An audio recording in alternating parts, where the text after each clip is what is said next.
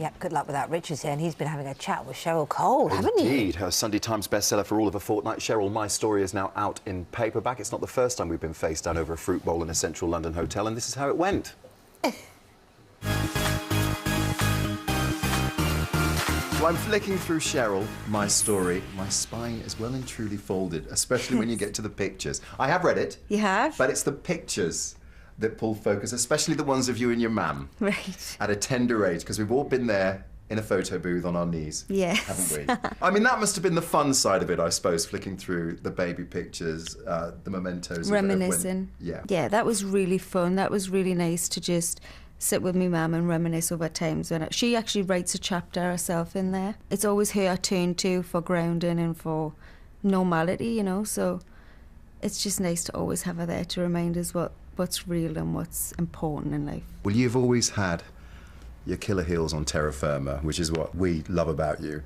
Did you ever think, as you were writing this, about what your family were going through while you were hitting the headlines? Part of me writing the book was to just put all of it to rest for everybody, you know. You go through things in your life where you can be surrounded by family, friends, loved ones until the cows come home, but you still feel very, very lonely in the situation that you're in. So the actual process of writing the book, then, I suppose you found enormously empowering.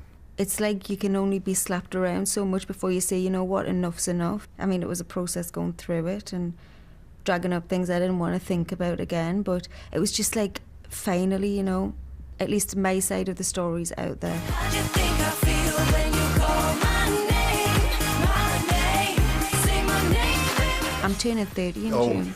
Hello, where's my invite? Yeah, invites getting ready. I cannot wait for that. But yeah, me too. That's a landmark age, isn't Exactly. So I was like, you know, I've had an incredible decade in this industry, and with the highs and the lows. 30 is a very empowering age for me. I feel the best I've ever felt. The girls. I know. You've drawn a line under that too. Yeah. You had a ball with them, didn't you? I cherished the last tour because it was special. It was the end of an era. Only the 5 of us know how it felt to be in that group for so long, and it was an incredible ride. Let's end this on a high and be remembered for the, you know, the incredible pop music we made together.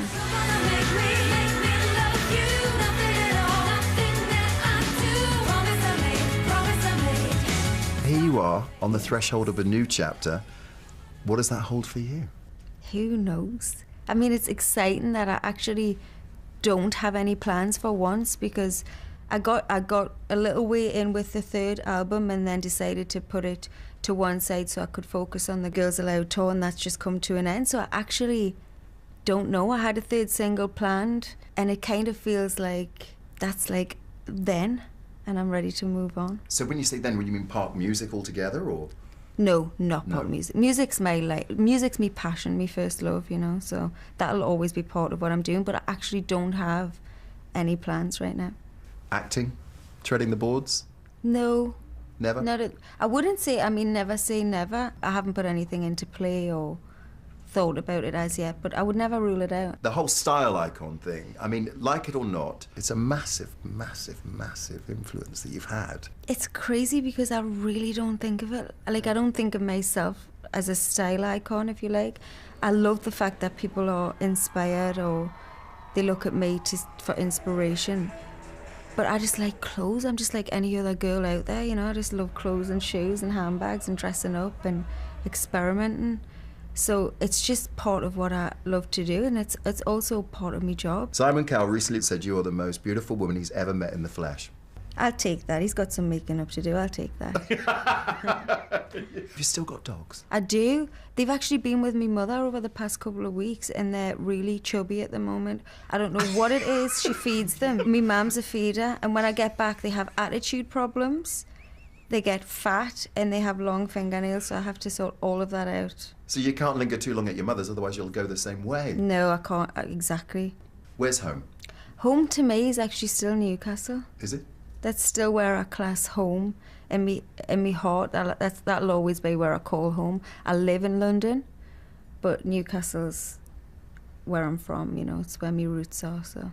On your recent Access All Areas documentary, we saw you very loved up. Yes. How's that? I'm happy. You're I'm happy? very happy.